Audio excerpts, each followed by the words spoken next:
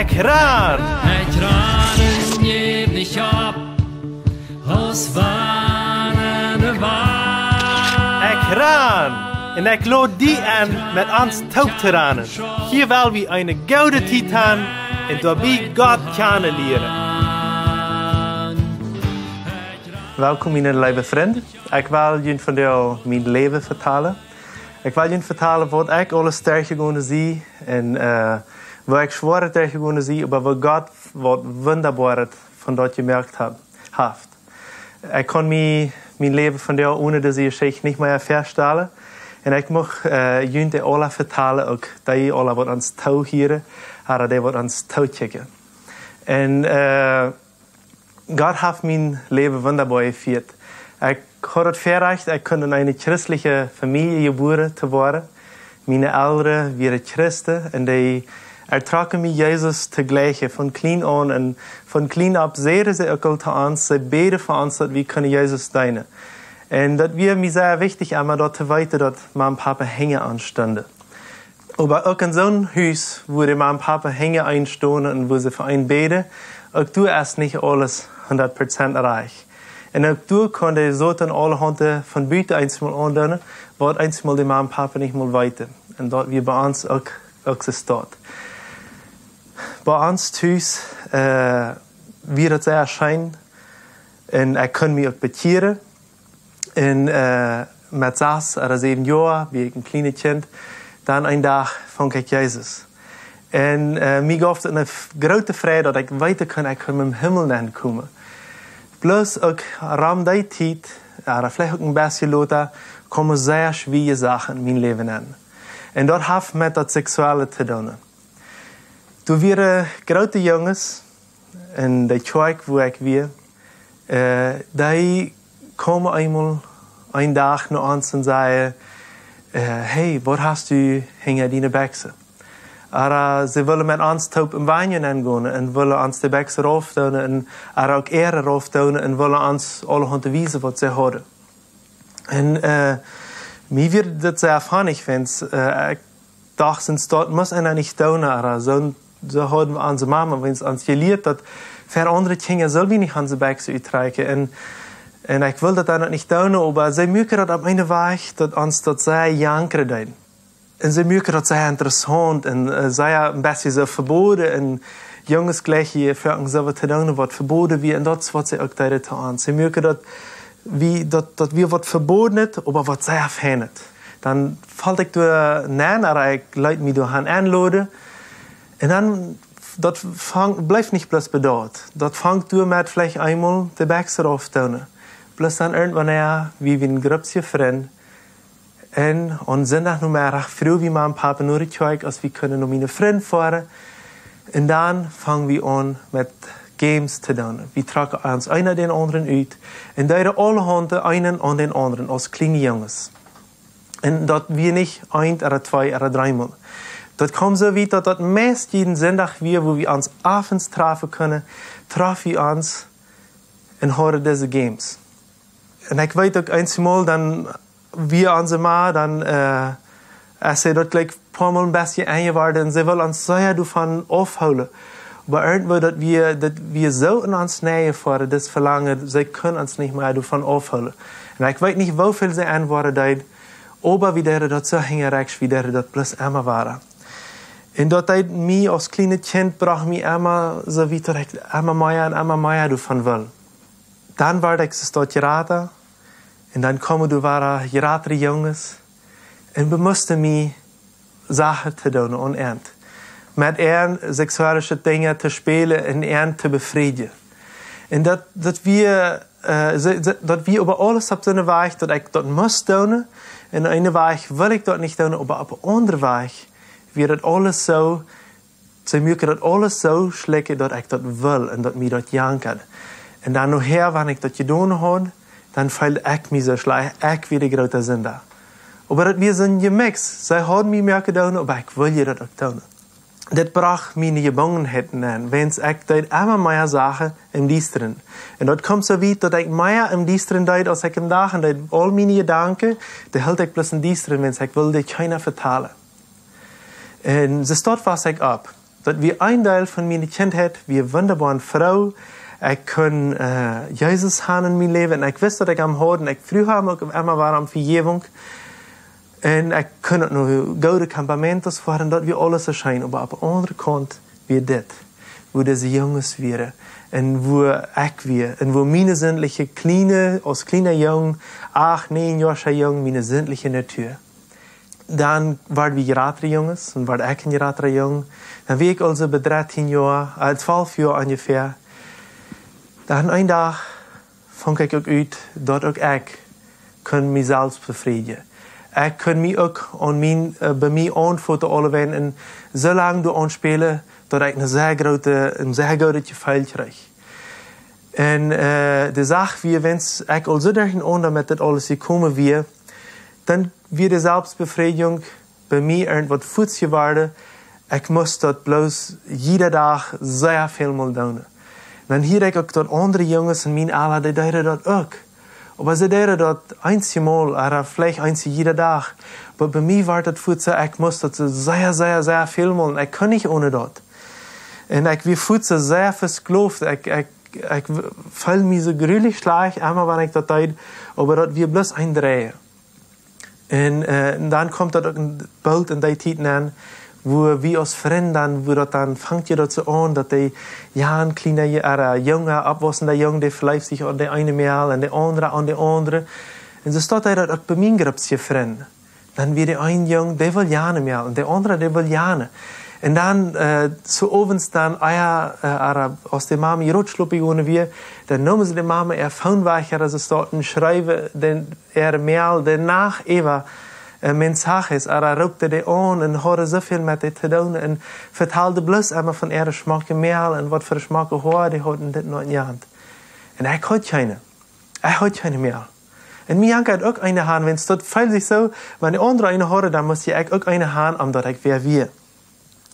En dan zag ik, kijk ik een beetje raam, ik kan niet jane, nou, dat wil ik niet jane, dat wil ik ook niet. En dan op een dag komt dat zo goed op mij op. Du warst niemals eine Haan. Dat wir so eine Stimme in mij, die zegt in mij, du warst die niemals befreit kennen. Du warst niemals eine Mail kennen haben. En dan vervier ik mij als ik dat geloof. Werkelijk? Werkelijk dacht ik, waar ik dat werkelijk niemals kennen? Dan sagte der Kulfutz wieder, ja, du warst niemals eine Haan, wenn du hast het immer met jongens gedreven. En du warst immer dat wel bloß met jongens gedreven. So met die wordt het niemals so passieren, dat du überhaupt kosten mehr haben. Dan vervier ik mij werkelijk. En dan hoor ik ook mal sind hier, dat is een homoseksueel, oder een gay. Zie ik dan zo einer? Nee, zo'n zie ik niet. Zo'n wil ik niet zijn. Zo'n wat het met jongens te drijven heeft, dat wil ik niet zijn. En de stem wordt immer sterker. En dan op eenmaal word ik aan dat weer de zo ten zijn stem wordt, dat in mij zegt, maar ik wist niet wat dat weer. En dat weer immer sterker. Dan wie ik op een christlichen Campament, ik was zo 14 jaar oud. En ik was zo beduurd aan mijn leven. Ik was zo treurig. Ik wist nog niet wohin. Ik wist niet een schritt wieder te gaan in mijn leven. En dan denk ik naar een helper, naar een geestlicher Seelsorger. En zei hem, ik weet niet wat ik met mijn leven zal doen. Hij was zo goed voor mij in bed voets met mij top. En dat was voor mij zo'n goede hulp dat ik kon een hand wat met mij top beden doen. En dan kom ik zo start in de jugend aan. Ik wist niet wie ik was. Ik was ganz durcheinander. En dan op eenmaal vang ik aan te geloven, ja, van klein aan wie ik een andere jong. Dan vangt dat alle, dacht ik zo, ja, als ik een kleine jong was, dan gleich der Kick te merken. Ja, du bist een gay. Ja, als ik een kleine jong was, mir jenkt mir dat maaltje niet schijn. Ja, du bist ein gay, wenn's junges gleiche Maltje. Ja, als ik een kleine jong wie mir jenkt, dat trekt da vorne nicht schijn. Ah ja, dat is wenn's du ein gay bist. En zo staat daar die wil een gedanke om nächsten om mij te planten. Dan wird het ook in die tijd, wo dat sehr anfangt mout te worden, tschist is, oder Spaß über den anderen te merken, na, ja, verzint het nog voor jongens. Dan had ik mijn ganz niet ham gekauft, schmack het ham, dat mij groot te maken komt, sind doch nur Jugend an, futter die andere Jungs mein ham an und sei, na, ja, voor 10 jaar hebben we het nog voor de jongens. En willen mij zeggen, ik kon meer alles hebben gekauft. Dan schämde ik me, heb ik werkelijk meer alles hebben gekauft? Zie ik werkelijk een gay? Zit het me werkelijk nog gay? Zie ik niet jong genoeg? En ik vang aan immer meer dit te geloven. Das Glaube, die wordt immer sterker in mij. Du bist een gay. En dan waren mijn vriend geraten. En die vriend wat eerst einmal al deze kleine meales gehad hadden, dat wirklich alle derg. Aber dann fangen die an Novias zu kriegen. Eine Girlfriend, diese, was sie verlangen willen haben. Einzige von der hielde auch durch, das andere ging dann noch weiter zu eng. Aber dort spät sich so, ja, bei denen schon, das bei denen auf einmal, dann kirkt das ab, dann hören sie keine mehr. Und bei mir, das ist nichts. Und ich kijk nog maar, würde ich auch nicht kennen? Ich würde mich bloß so nicht kennen, dann würde ich mich so down, wenn ich mich verläuft habe, wo der Frau, dann würde ich mich vielleicht befreien, dann würde alles gut sein. Bloß das ist nicht bei mir. Dan dacht ik, wo kan ik dat doen, dat ik mijn leven mal terugstellen doe, en dat het bij mij schaffen wordt. Wat kan ik doen, dat ik mij verleven doe. En dat ik kan geheeld worden. Zo ik entsloot me naar een bibelschool te gaan. Dan dacht ik, wanneer ik wat de bibelschool gaan en ik wat de Bibel leren, dan dat wordt mij vrij maken. Dan word ik geheeld worden, dan word ik niet meer deze bij ze gedanken hebben. En over dem rede ik ook met een paar vrienden over deze gedanken wat ik had. En ik rede ook met wat Seelsorger darüber. En ze helpen me ook alle, maar ik kom niet vrij. En ze verzochten alle erbastet. En dan ging ik 4 jaar de Bibelschool. En weet je wat? Geloof je, de Bibelschool maakt me vrij van dat? Nee, dat is niet. De Bibelschool helpt me zeer veel. En dat helpt me best van jou nog veel. En ik zie dankbaar dat ik dat gedaan had. Maar de Bibelschool heeft me niemals vrij kunnen merken van dat. Als ik dan in de Bibelschool weer, dan weer het waar. Ze alle mijn vrienden hadden mij alles en ik had keine. En dan bid ik en ik vast. En ik nam mijn tijd om vasten. Ik wil nu mal op eerst bidden dat wat in mijn leven schaffen. En dan werd ik, du wie een zeer smakke meel en een zeer goede meel. En die kunnen goed zingen. En die kunnen goed instrument spelen. En ik dacht, wanneer ik deze meel krijg, dan is het voor mij de lösing. Dan word ik me zodanig, wanneer ik me in der verleef. En ik hoorde ook allemaal alle, wenn je hier te leef, die weer een entscheidung. Ik wil me entscheiden om deze meel me te verleven. Ik wil mijn körper dat bematen. En dan word ik, der ook al vrouw, ze wil mijn vrij worden. Dan worden we ons bevrijen. We worden kinderen gaan. En ik wil een gelukkig leven gaan. En dan vang ik aan met deze meel me te treffen. En ik had ook een beetje een gevoel voor der. En dat ging ook schijn. En ik zie ook dat ik gleiche deed. En dan vangen we zo half aan. Dat we nog niet werkelijk, dat we girlfriend en boyfriend oder novios hadden wat allemaal weer. Maar dat ging alle door nog aan. Dan vertelde ik dir ook deze geschichte, wat ik ervaren had. En dan, en zij vergaf me deze geschichte ook. Bloß op eenmaal teilt dat alles zo zeer af. Ik kan me niet verleven. En ik zei me, ik word me bematet. Ik word deze meel gelijk. En ik verzocht. En ik verzocht deze meel te goed te zijn. En ik deed ook goed. En ik bracht je schenken. En ik deed alles wat alle jongens ook deden. Bloß ik deed dat niet uit een hart eruit. Ik deed dat, wenn ik dat wist. Zo deden andere jongens dat. En dan, een dag schrijft ze me, ik wil die niet meer. Als ze me dat schrijft, dan wie ik al in de Bibelschool durch. Ik wie über dem al naar Canada getrokken. Als ik de Bibelschool durch wie, dan bood man me aan, ik kan voor een paar jaar naar Canada trekken. Ik trok dan voor 2 jaar naar Canada. En ik kon doen arbeiden, en ik had een fijne arbeid steden. Mij ging dat schijn, ik wil allemaal Engels reden kennen. En dat wil ik dan leerde ook Engels te reden. Maar nu wie ik wiet af van haar, nu schrijft ze me deze brief, ik wil die niet meer. Ik weet, ik voel naar een park en zat me de doel en hield ze half. Kon ook wel zo hielen. Maar ik werd treurig. Ik wist niet, ik had geen vriend, wie ik dit kon aanvertrouwen, mijn geschichte, mijn diepste geschichte door in Canada. Ik had goede vrienden van buiten, maar keiner, wie ik dit kon aanvertrouwen. Ik wist mens niet wem. En ik hield ze half en zat in een park en zei, waar ik jemals een mail kreeg. Ik dacht, dat wir mijn einzige chance, nu is die voorbij.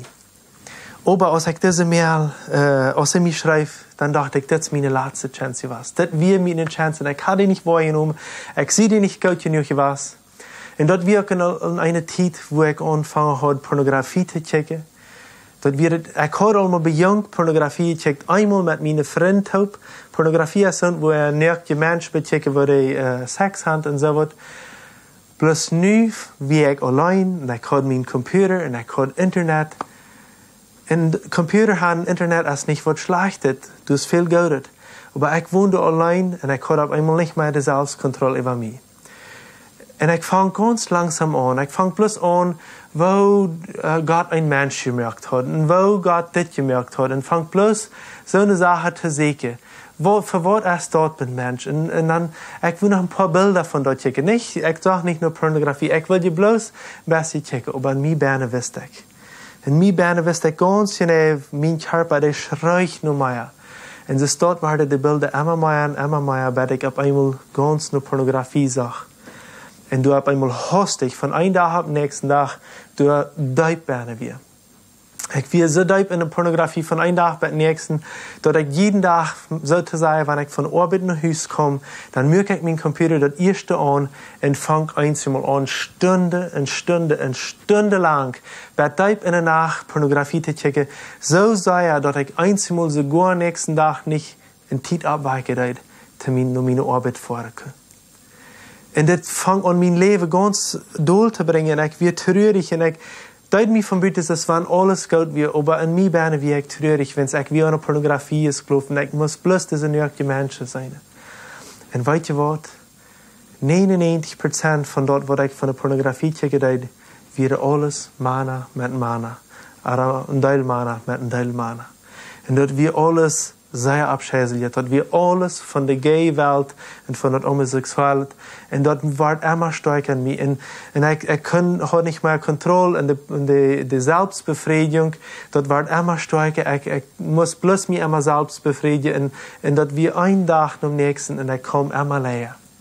Aber Menschen wissen, dass ich ein Christ bin und ich fuhr jeden Sonntag die Kirche und ich deut mich von Bitte, als wenn alles gut wird. Dann früher sie mich sogar, als ich predigen kann bei der Kirche.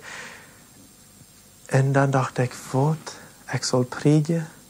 Ich check in Beiset ist das und ich soll predigen, dort geht nicht, dort passt nicht taub. Dann fuhr ich nur die Kirche, wo ich predigen und dort ging Schein, aber ich fehl mich ladig von Berne. Dann versagte ich auch immer, wenn ich dann die Predigt gefragt war, dann würde ich ein paar Wege nicht mehr Pornografie checken. Ich würde das bei sich nicht mehr tun.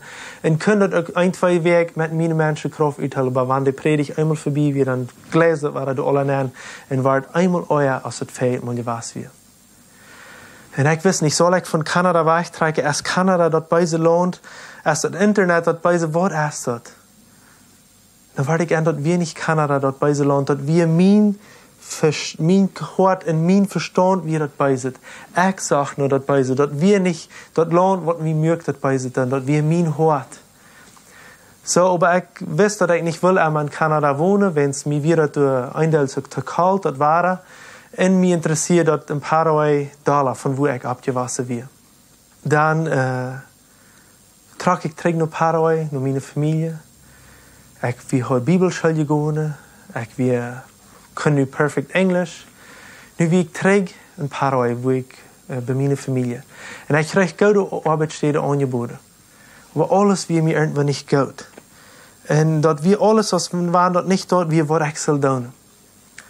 Dann kaufte ich mein erstes Phone, was ein Pantaille hat, was ein Screen hat, das wo einer abdrücken kann, das ist ein Touchscreen, ein Smartphone. Das wird das erste Phone, was ich kaufte. Und als ich dann von Kanada nach Paraguay trage, dass ich weit hängen weiß, auf dem Jet, ich kann je beten, und je schreien, abstellen nur Gott. Und ich sehe, in das Computer, was ich habe den ganzen Rein gemerkt, alles rückgelassen, was ich durchgecheckt habe. Und das ist nie ein Phone, was ich habe, ich war nicht mehr das checken. Ich check dort nach ein paar Mal in Paraguay. Aber dann kommt ein Freund nach Paraguay und er sagt, Gott hat die Europa nach Bolivien. Und ich dachte, wo kann das Mensch weiter, wo hat Gott mir Europa hat? Tot wo ich weiter. Bei mir leite die Gedanken nicht mehr an Tag. Ich dachte, was? Gott hat mir Europa nach Bolivien, das Missionar zu sein. ja, Gott will die als Missionar brauchen in Bolivien. Und ich dachte, das geht nicht. Diesen bösen Mensch kann Gott nicht helfen. Das geht nicht mal. Und ich kämpfe mit dem Gedanken, aber das leitet mich nicht hoch. Der Heilige Geist leitet mich nicht hoch. Und ich fange an zu beten. Gott, was weißt du von mir? Und ich rede mit einem Freund, was soll ich tun? Was soll ich tun? Sehe ich wirklich nur Bolivien, Europa, oder sehe ich, soll ich ein paar Euro arbeiten? Ich kriege Arbeitsstellen angeboten, ich kann gesund, verhindert, gemütliches Leben haben. Aber der Gedanke wird stärker. Dann sagt ein Freund zu mir, weißt du was, nimm nicht die Entscheidung in Paraguay. Fahr nach Bolivien und fahr du von der Zeit lang Hand und frag Gott durch. Dann wird Gott die vielleicht durch sein, außer die du willst haben oder nicht. Aber in mir wird auch klar, Gott will mich sowieso nicht durch haben, wenn ich sie sowieso nicht als Gott das gefällt und ich sie ein Schweinchen, ein Mensch. Und so ein Mensch als mich kann Gott nicht gebrauchen. Und als ich dann nach Bolivien fuhr, dann bete ich viel in dieser Zeit. Und ich frug Gott, war dass er mich heilen soll, und ich bete, und ich weiß nicht. Dann eine Nacht, dann redet Gott zu mir.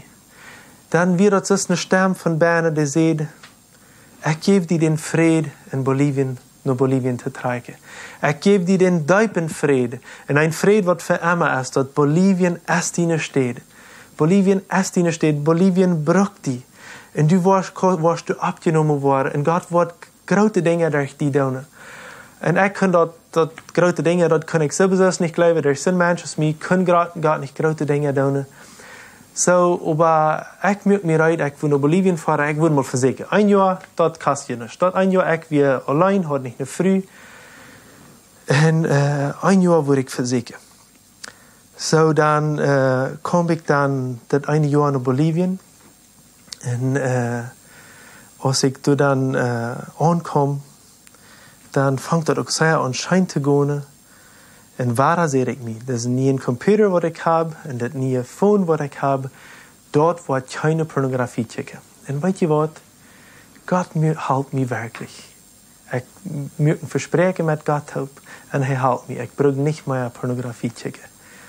Ich will auch, wenn es noch gebangen und Selbstbefriedigung, dass wir all witlaufen werden über dem, aber ich will noch besser gebangen daran, und auch in meine Gedanken, wie ich noch nicht rein, da wir noch sehr viel Schweinchen werden, was noch nicht gereinigt werden wir, oder irgendwo, wo ich noch nicht von loskommen darf. Aber wenigstens, ich brauche nicht mehr Pornografie checken.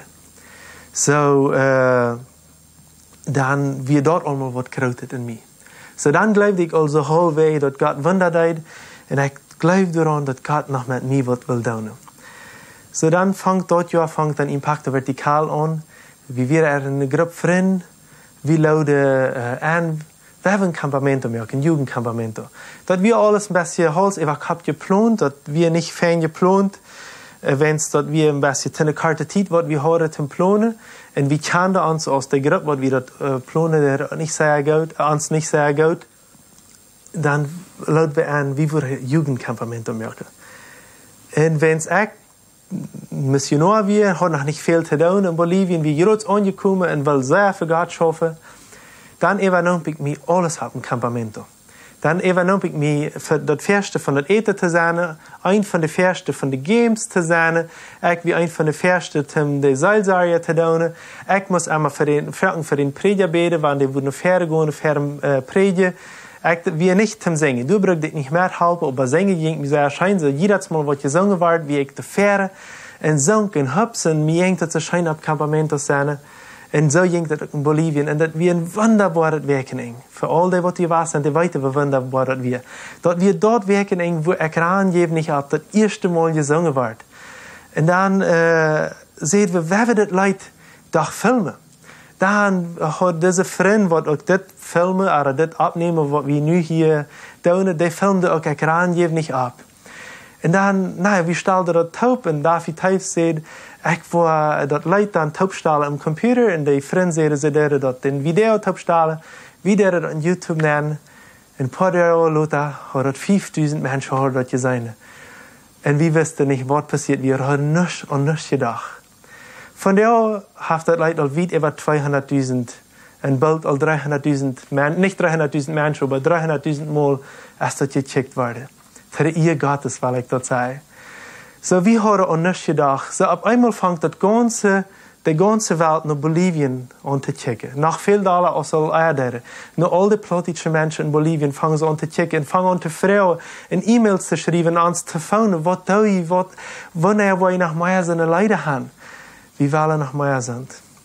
Bloß du, wie eine Sache passiert. Weet je wat ik eten merken deed op een campamento, games van leren deed, zeilzaaien deed, en deel meer andere tijd. Ik had thuis geschaft. Ik had wie ook opgebleven bij klok 5 s'morgens. Om te wachten bij alle jugend slopen ging. En klok 6 s'morgens stond ik weer op. Als de campamento te eng weer, kreeg ik zeer fiber. Zeer hoge fiber. Dan ging en wie ook paar zeer grippig. Maar dan ging dat even.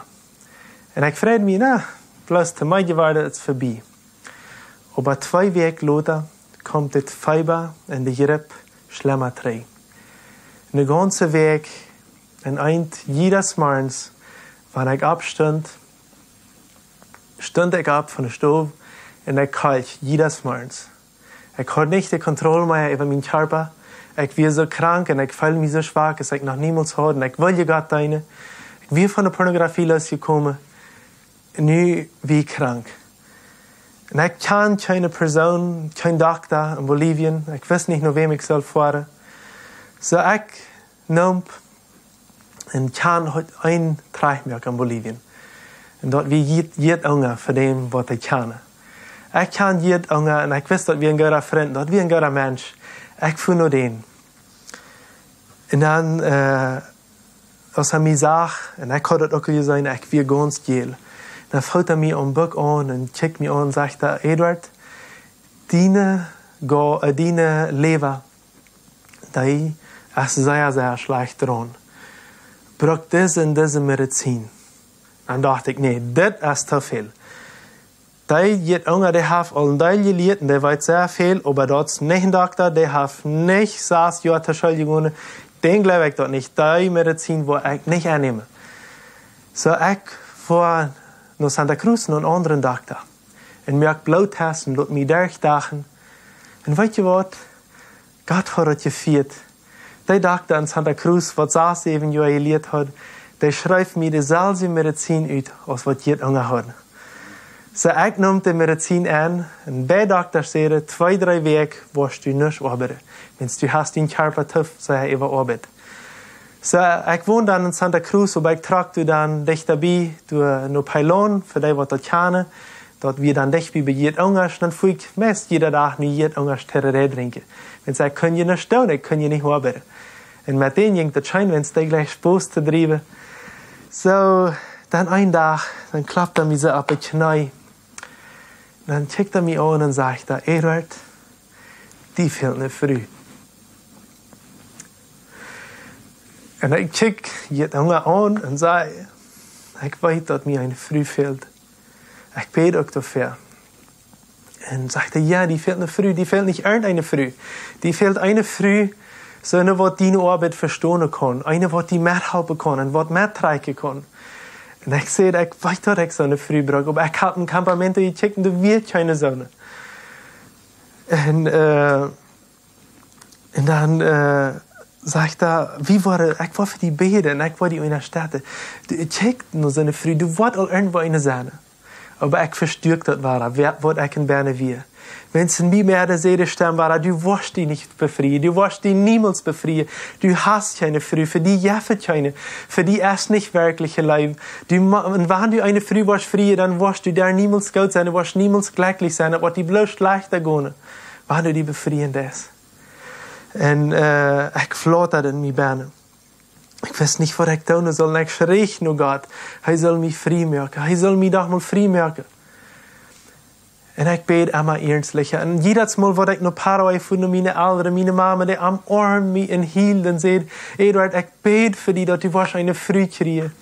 Und ich check dir immer so an und dachte bloß, naja, Mom, ich weiß, dass du betest. Aber mit mir meinte das nicht viel. Das Wort wahrscheinlich nicht so wahr.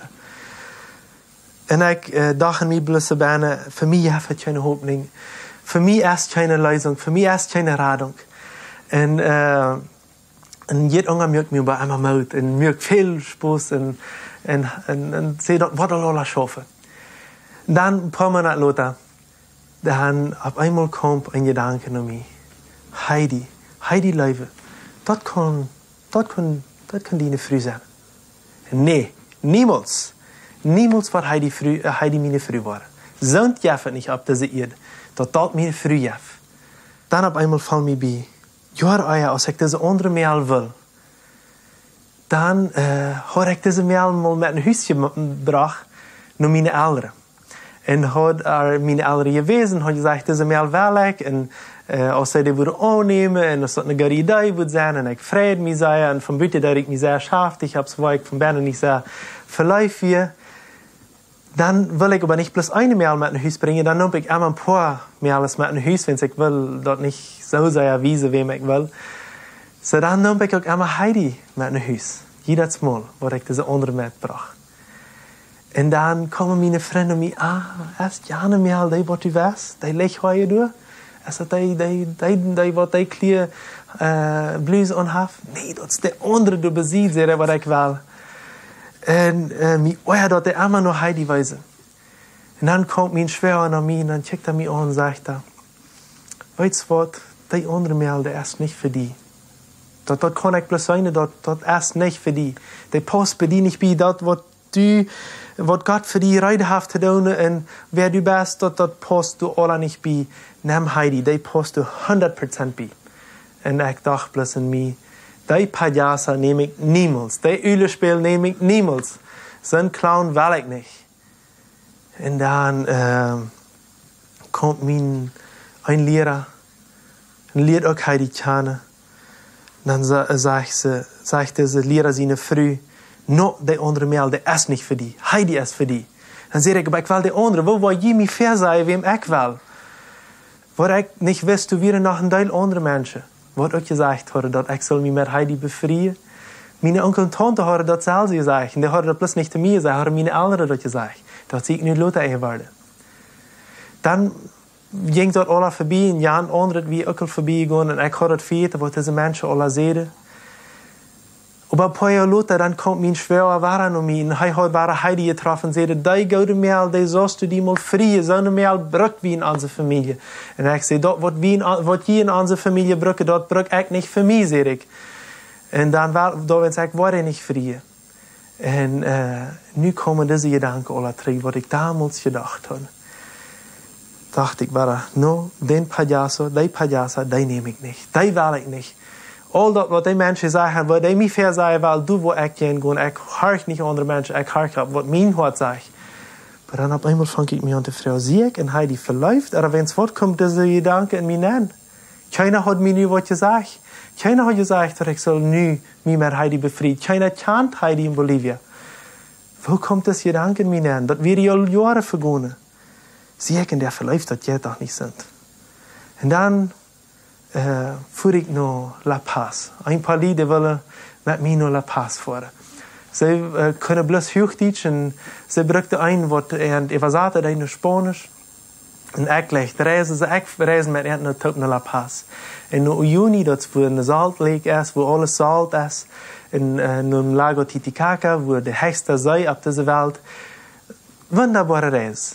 Bloß für die, die nicht Bolivien kennen, du in La Paz, in Uyuni, in Titicaca, du hast alle Menschen buntet, wo die bolivianische frühe Salz häkeln und Salz merken.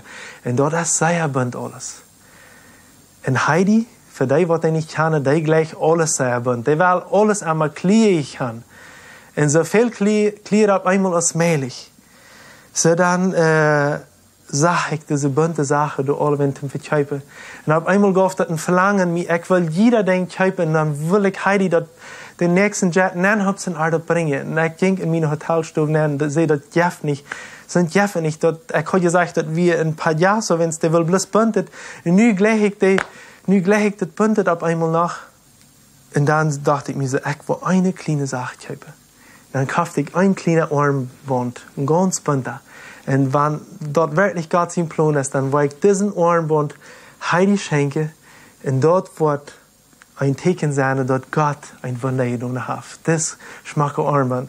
Heidi sagt immer, dat zijn teken dat ik gitzig was en dat ik niet wat geraad gekauft heb op Amazon. Dat is dan een don't. So dan kauf ik dat en een paar jaar later schrijf ik Heidi over Facebook. Heidi, wat schijnt het? Wat jeet het die? Wie wir gouden vriend. Wat is het waar in Brazil? Vroeg ik. Also, Heidi is van Brazil weer, niet weet. En zo, voor alle jongens mocht ik zeggen, wanneer je niet weet waar je niet meer aanreden, waar je aanvangen zal met niet meer, dan vruchten waren. Dat helpt zij. So, Heidi had gestaan dat ik arbeid met een ware vrouw op Amazon. Zei, wie vangen aan te schrijven?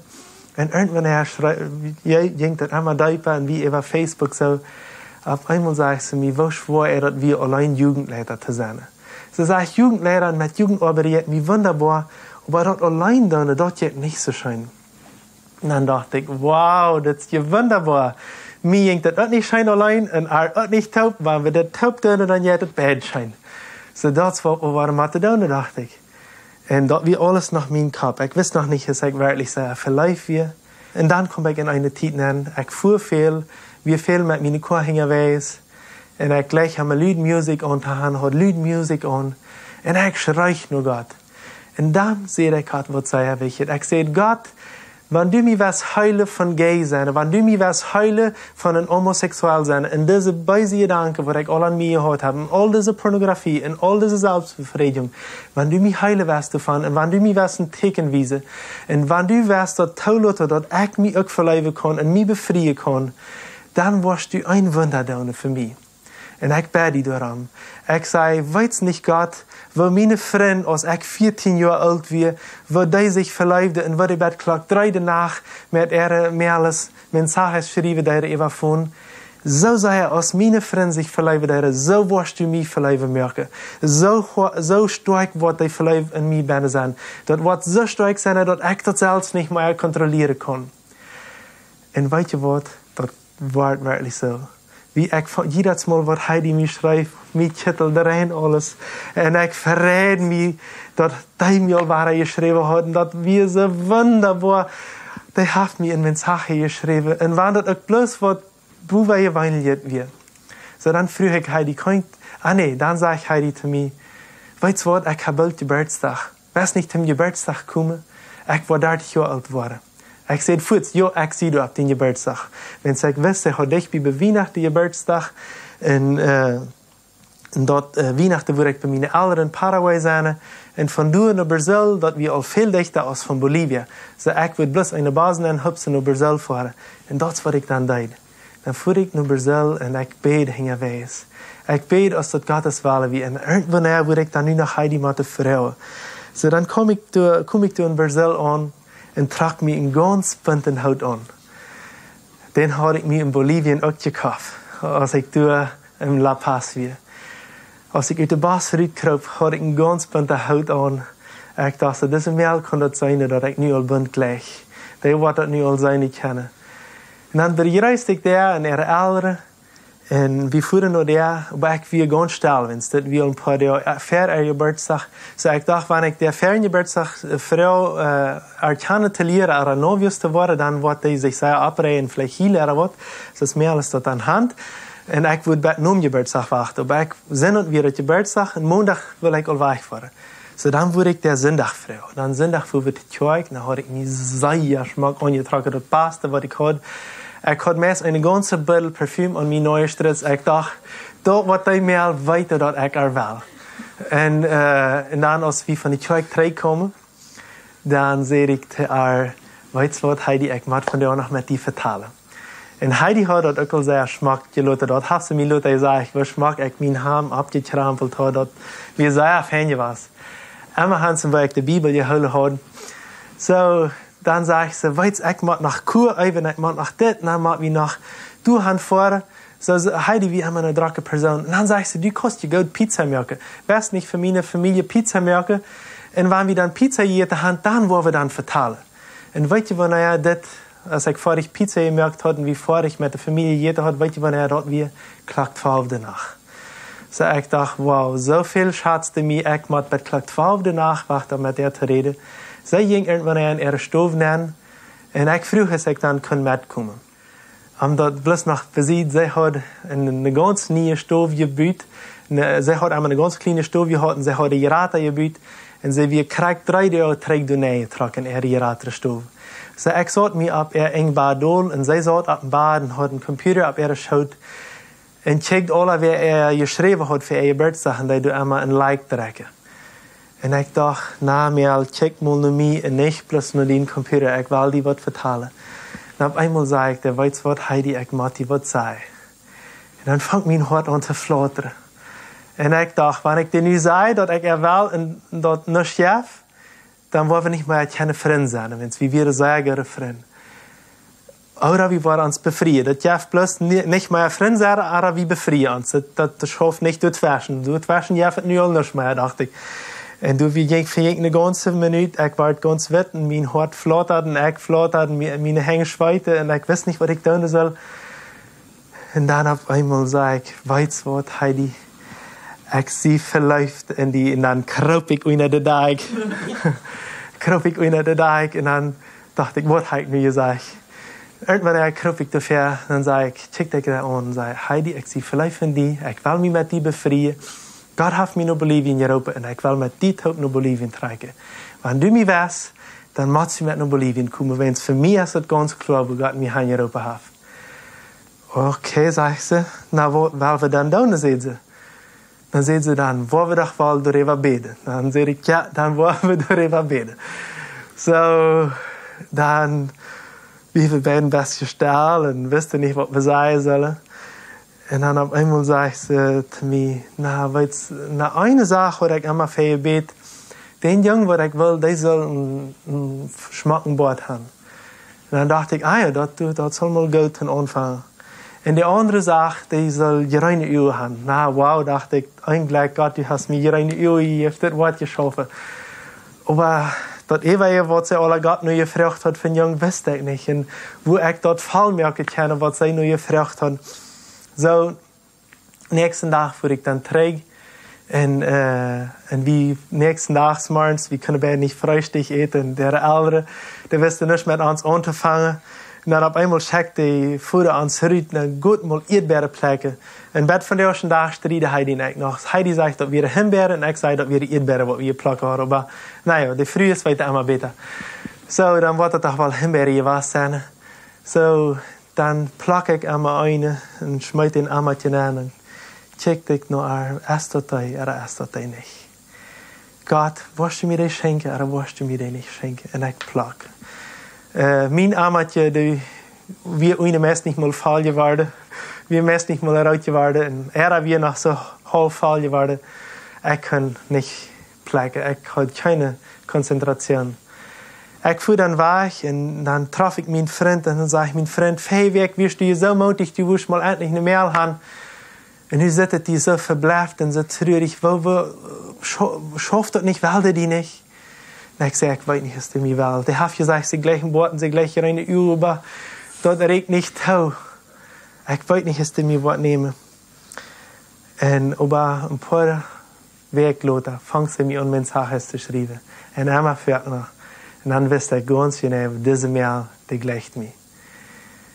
Und dann warte ich bei einem 14. Februar, bei dem Dia de los Enamorados, oder verliebte Tag. Warte ich bei dem Tag. Dann sei wir dann kreis nach Deutschland gefahren, ihre Amiga zu besuchen. Dann fange ich ab und sage, Heidi, ich will dir was von dir sagen. Und dann warten wir. Ich liebe dich. I love you. Ich liebe dich. Yo te amo. Dann wirst du nicht zu sagen. Dann sagst du bloß, das freut mich sehr. Sie hat sich vergenommen, sie würden mich nicht erklärt, die sagen, bad wie uns sein würde. Und wir fangen an, immer mal zu schreiben. Und das ging bloß so grillig schön.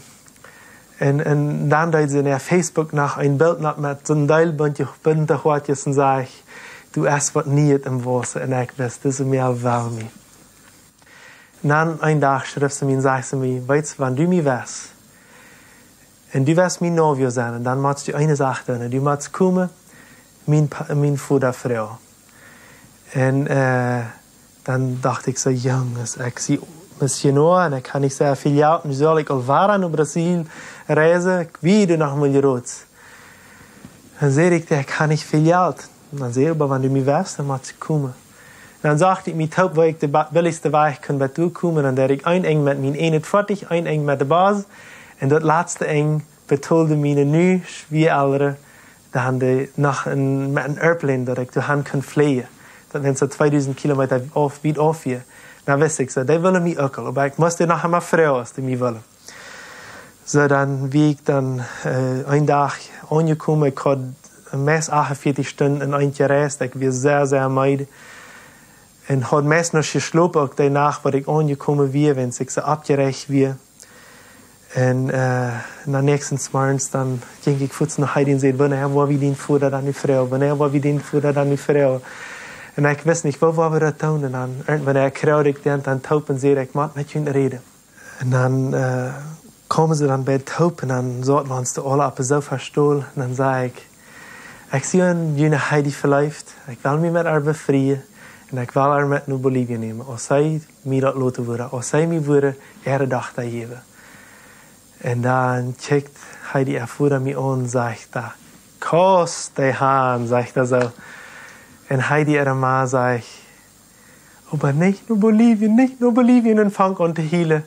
Ik zei, aber Gott heeft mij naar Bolivie geroepen. En ik moet daar blijven. Dan zegt ze, nee, ze wordt beden en zij gelooft Gott wordt ons toe gaan vieren. Er valt dat zij zwaar, maar zij wordt het laten.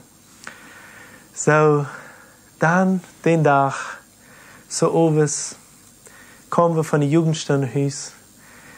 Dan zei ik tegen Heidi, weet, en ik kon me fijn maar ik wil haar niet aan kussen, als ik er alweer vrouw had. Komen we van de jugendstundenhuis. Dan zei ik tegen Heidi, weet, dat de mond schijnt zo zeer smak.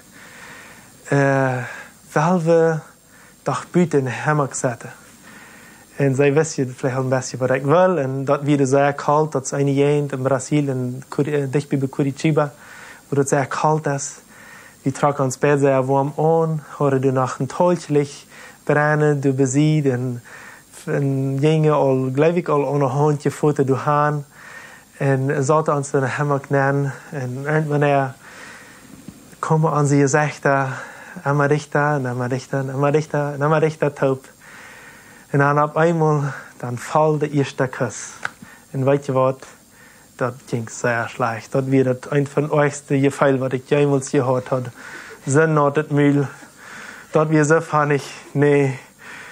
Maar ik kus voets nog eenmaal. En weet je wat? Das tweede kus, dat was een wunder. Das tweede kus, wie een switch in mijn leven. Alle gevallen wat gay in mij waren, der werd op eenmaal 100% omgeswitcht naar heteroseksueel. Dat wir op eenmaal ganz klar, du bist nicht ein gay, du bist einer, wat van de Früh gemerkt bist. Du bist gemerkt, die met een Früh te bevrijen. En in mijn körper, dat werd alles zo heet en zo, dat vangt aan zo te schaffen. Mijn bloed, dat pumpt so jammerlich sei als het kan. En ik wist niet meer, en ik kust Heidi Amadal, en ik wist niet wat met mijn körper passiert, wie ik kon me niet meer controleren. Alle mannen, wat dit ook passiert is, die weten ganz genau, wat ik zei. En ik dacht, plus, wat is met mij aardig? Plus, weet je wat, met mij weer niet aardig. Met mij weer alles reich geworden, wat met den dag aardig weer. En God had een wunder gedaan. Mijn körper, dat had op eenmaal een verlangen naar mij. Dat wil Heidi, dat schreeuwt naar Heidi, dat wilde hingen aanrennen en ik wilde niet meer uit mijn arm sluiten. Dat weer zo weit, dat ik mij moest zelfs ontvangen voets te breken. Ik verstond dat niet meer, wo ik mij moest van de mail breken. Maar dan had ik mij eenmaal moest bematen naar de mail te komen. Nu moest ik mijn voets op eenmaal breken. En ik wist niet, wo dat een jong dat, wanneer zijn verlangen heeft, wo schafft hij met dat? En ik moest zeer veel zaken in een paar minuten leren. En ik zei, Heidi, wacht mal. Wie moet hier grenzen zetten?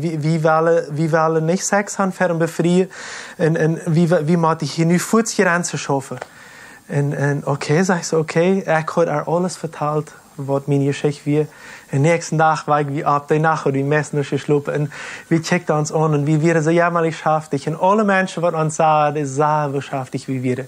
We voeren, nach Eier nach eier wie ons überhaupt geküsst hadden, den dag ver wie wir al naar de kerk gefahren, hadden de kerk besteld. En de mensen früher ons zei al nou wie es, na jo, wir wisten nicht, als wie nou wie es wäre. Aber wir hadden al de kerk besteld, ons befrieden. En wir hadden nu beides klar. Onze gefühle, die wären klar, dat wir ons willen. En ons kop weer klar, wie will ons befrieden. Vi zaten voetsen datum de 10 januar, waar wir uns befrieden und wie arbeiten darauf los. Was wir nicht wussten, dass wir würden so sehr breken machen und dass wir würden so viele Versuchungen haben, dass wir nicht würden Sex haben für die Events, wir haben uns vergenommen, dass wir nicht Gott im Plan und das wollen wir nicht tun. Und wir haben eine sehr schöne Zeit gehabt. Gott leitet toe dat we kunnen ons saasmal in die tijd treffen, wanneer we ook weit uiteinander woonden. In die 10 Monate kunnen we ons saasmal treffen. Oder Heidi komt naar mij, oder ik naar haar. En we kunnen alles sterk reden. En dan komt het naar de kaas. En wens ik had dan zeer weinig geld. Ik had niet veel ondersteuning als missionair, van deze dag is het anders. Maar ik leef ziemlich mal zeer zo, dat het zeer avond alles weer. En ik kon niks voor de kaas geven. Bloos mijn aanzoek, dat wat ik me aantrekken. Sonst had ik niet een cent wat ik naar de kaas geven kon. Zo dan zeiden die predikers van de kerk en mensen van de kerk willen ons methelpen. Dan waar we eten te brengen en we waren dat plus een bulletin van de kerk dan schrijven, de aanloodingen, alle mensen zijn eingeladen, dan bruk je niet zoveel geld uitgeven. Maar Heidi wil even 30 jaar en ik wil ook al bald 30 jaar. Ik zie 5 jaar jonger, zei, we hadden met een kaas gedraaid, met een smaakje kaas, een wunderbare kaas. En dan vroeg we, zeiden we te God, nee, we willen die kaas wat du was hebben. En God, wat we gedroomd hebben, die kaas willen we hebben. En God deed zoveel wonders. Leid het touw, mensen naar ons komen en zeiden, ik wil jullie dit geven voor jullie kaas. En de andere zeiden, ik wil jullie dit geven. Nu hier weer het een droom aan de kaas. Weet je wat, als ik een 11 jaar jong was, wie ik het eerste Mal in die kerk op een kaas, waar ik mezelf bevrijd door in Brazil. We bevrieden ons in Brazil. En dan droomde ik, zo'n smaake kerk, zo'n smaake kerk wil ik me nog mal bevrieden. Nu komt het zo uit dat ik me krijg in die kerk bevrieden kan. Ik had einmal gedroomd, ik wil nog mal Säder hebben, werkelijk van vruchtsäder op mijn kaas.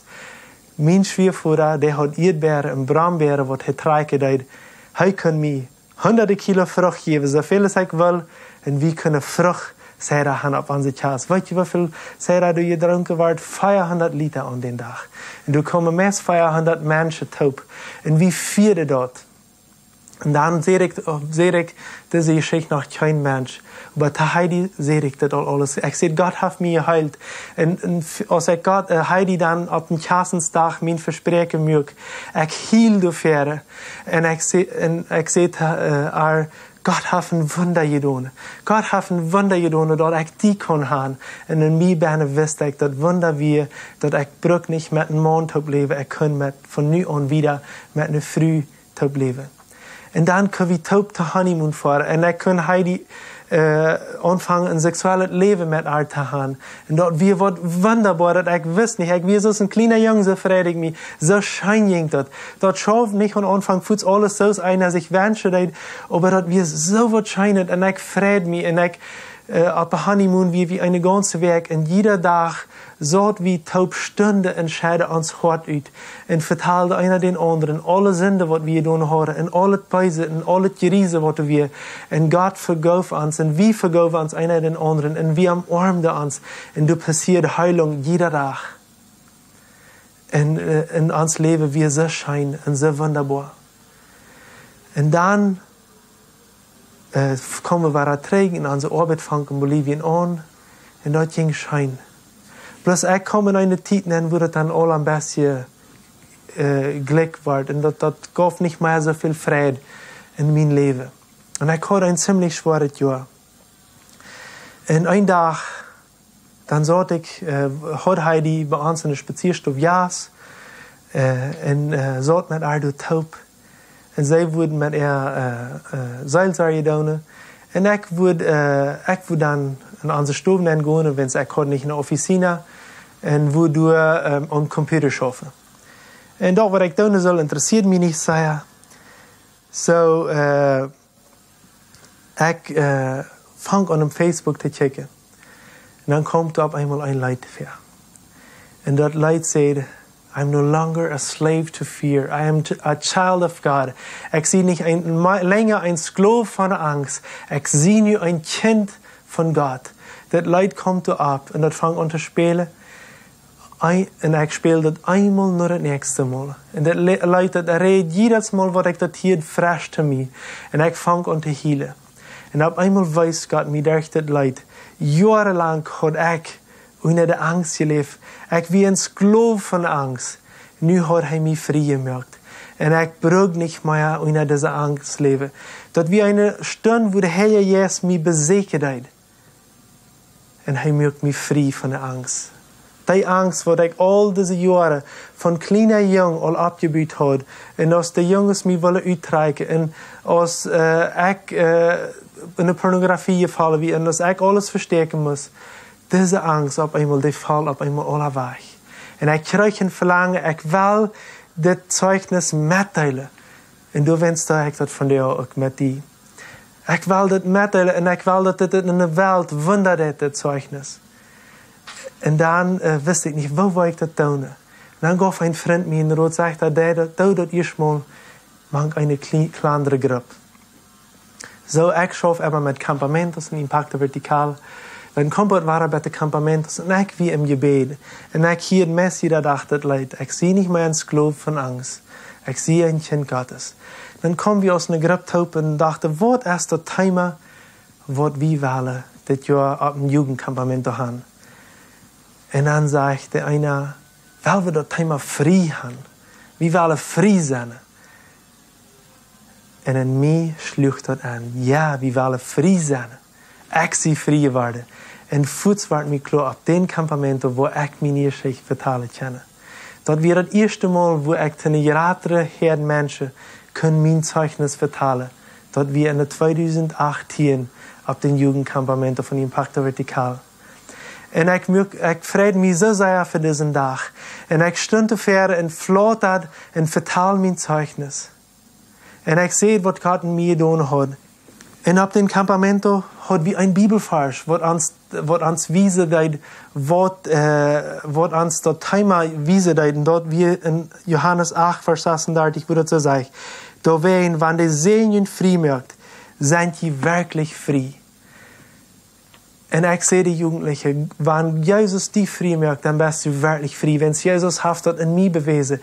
Den dag, wo ik werkelijk vrij word, dan maakt hij mij werkelijk vrij. Dan wil ik niet meer gebonden. En dat heeft hij al 2000 jaar terug gedaan. Alle tijden zijn gebroken. En ik kon de Jugend dat zeggen. Als ik dit zeugnis vorig gereed had, dan renden de Jugendlichen op verre en omarmden mij en omarmden zich een en een anderen. En we vangen aan te beden. En we vangen dit lied aan te spelen. Ik zie niet meer een slaaf van angst. En we vangen aan te zeggen, we zijn dat niet meer. We zijn nu vrij.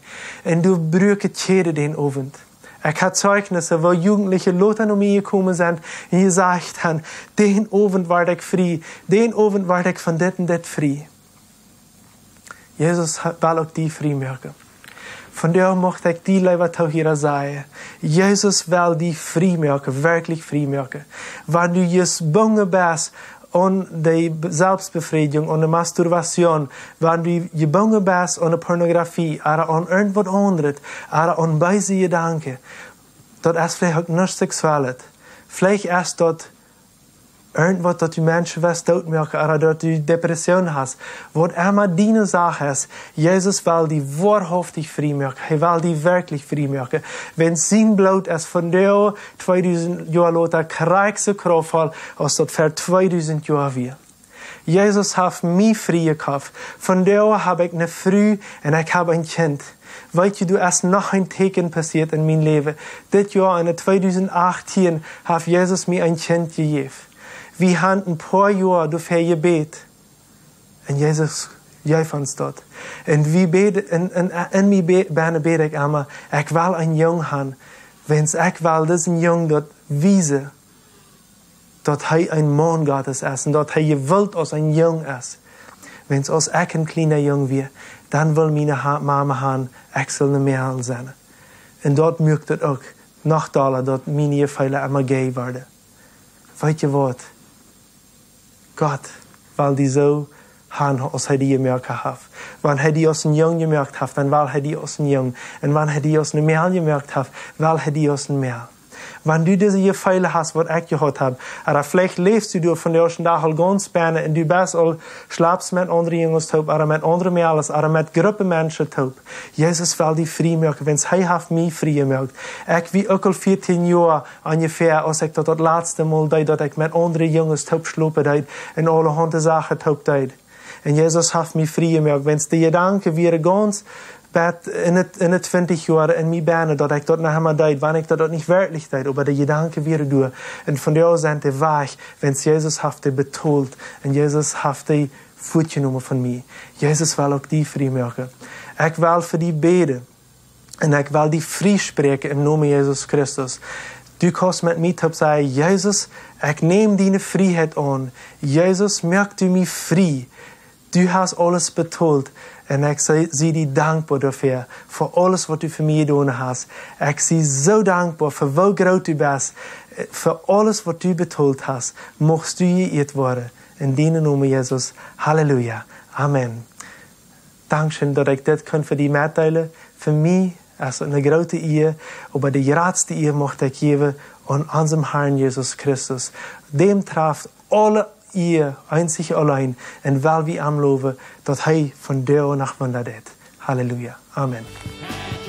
Dankeschön, dass du von der dabei wirst. Wenn du Fragen hast, was mitteilen willst oder ein Zeugnis geben willst, dann schreib uns im WhatsApp noch Meierteken 591 77 88 4479 oder schreib uns im Facebook oder ein E-Mail nur ekran@gmail.com.